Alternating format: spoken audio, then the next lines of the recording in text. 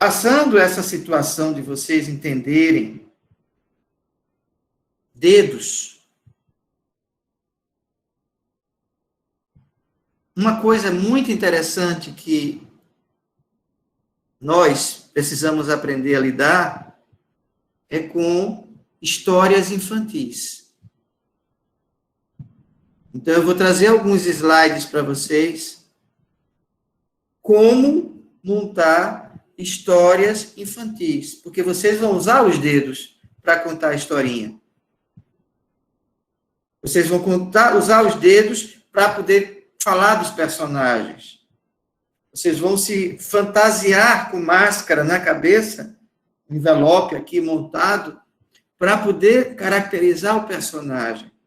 Vocês vão montar um cenário para caracterizar o tema que vai ser trabalhado.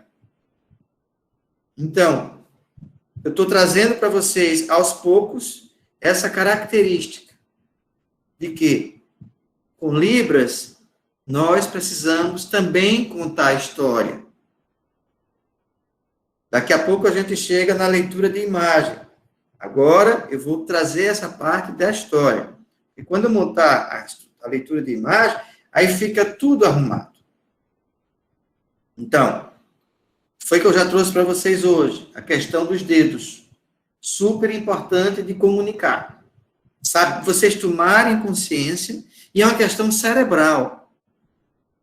Nosso cérebro precisa entender que as mãos se comunicam.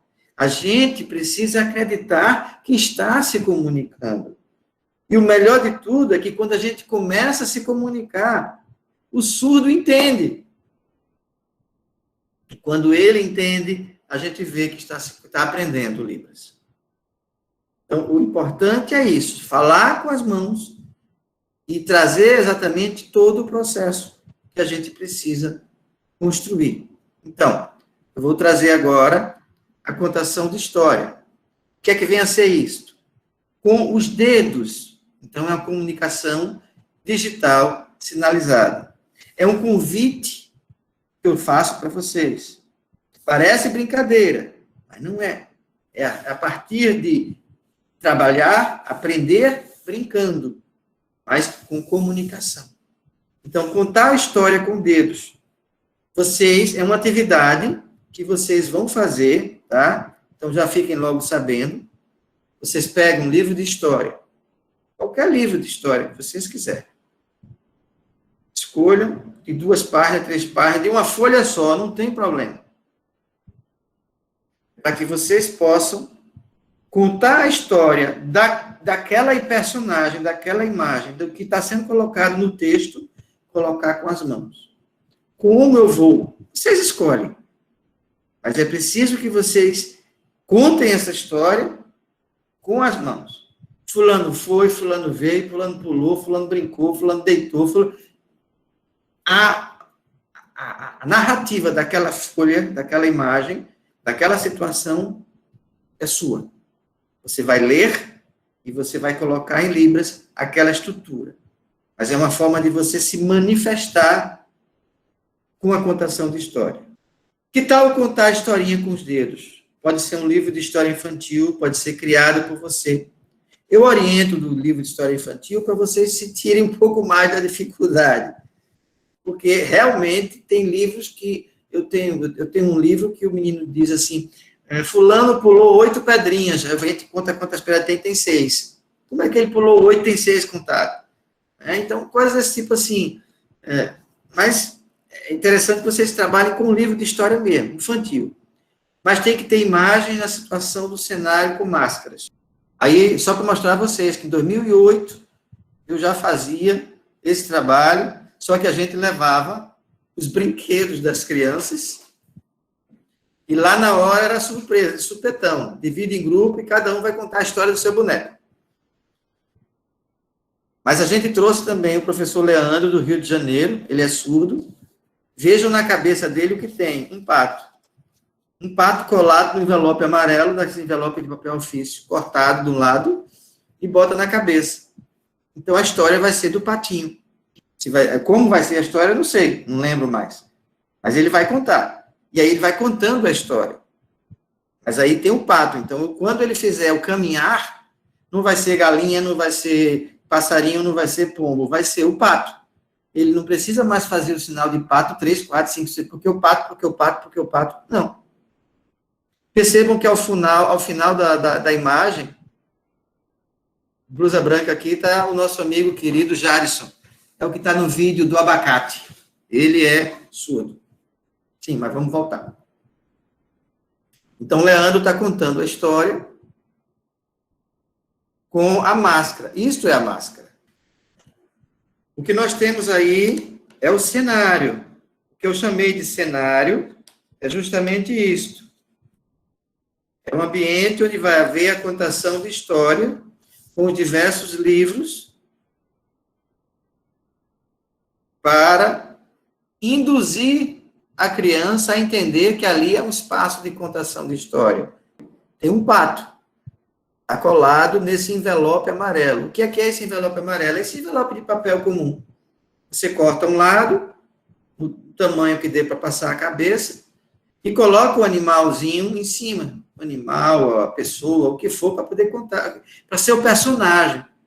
A partir dali, ele faz só o sinal, uma vez, do pato, e tudo que ele for fazer, tudo que ele for se movimentar, tudo que ele se mexer, é o pato.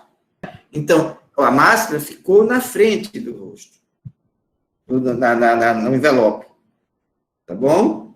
Então, são formas... A partir daí, você começa a contar a história. Evita você ter que repetir o sinal e a pessoa se concentra naquilo ali.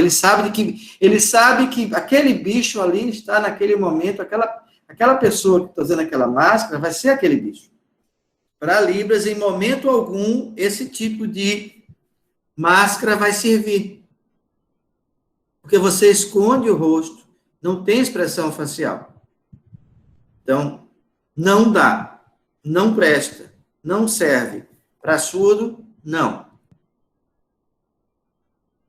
O que eu quero dizer para vocês, para a criança ouvinte, isso aqui serve.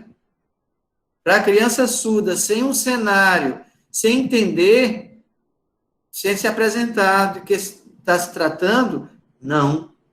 Com livro de historinha, não dá para contar, porque como é que vai liberar as mãos, o que é que cada um vai fazer? Aí a professora aqui vai dizer, não, porque o cachorrinho saiu passeando.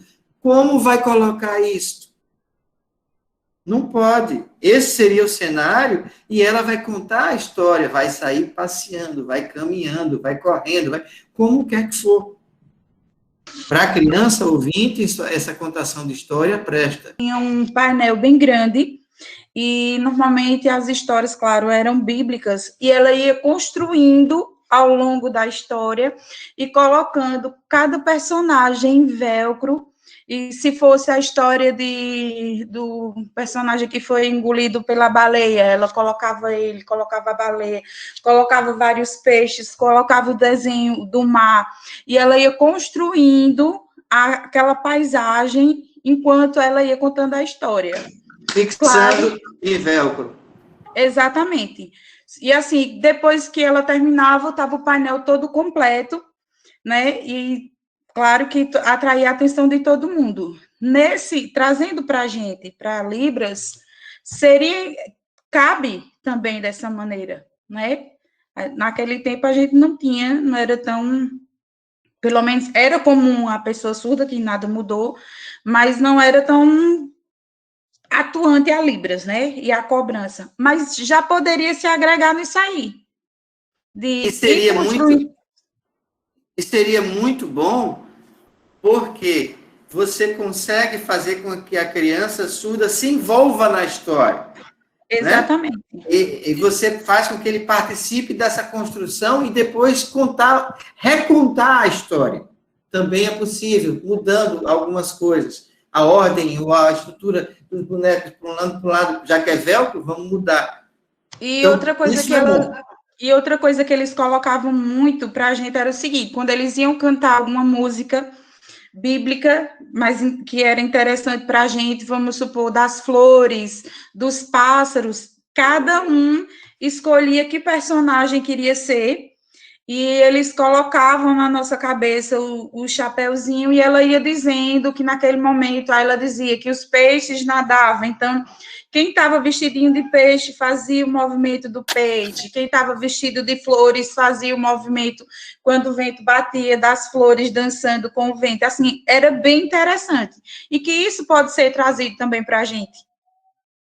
Pode, e agora precisa mostrar para a criança surda antes. Veja, Exato.